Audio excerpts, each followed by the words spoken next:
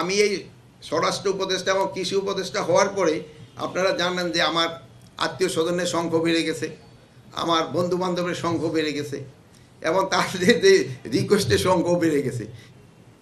আর আমি এখানে বন বিভাগেরও আমি দেখলাম কোয়েশ্চন আছে, যেহেতু আমি চিটাগাং হিল ট্র্যাক্সে 3বার কাজ করেছি, ওখানে বন বিভাগের সম্পত্তি বেশি, মানে ফরেস্ট ল্যান্ড অনেক সময় দেখা যায় ফরেস্ট ল্যান্ডে গাছই বোনা হয় না, কিন্তু থিনিং আউট কাটার জন্য পয়সা চলে আসে, মানে কাটা মানে ওই পয় পরিষ্কার করার জন্য।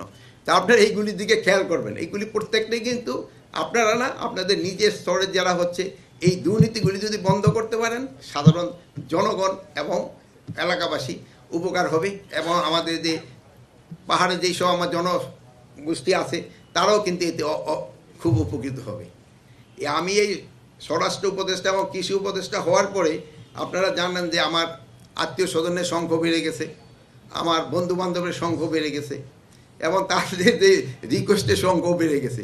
কিন্তু এই ম্যাক্সিমাম রিকোয়েস্ট কিন্তু আসে এই ল্যান্ড এইগুলি নিয়ে।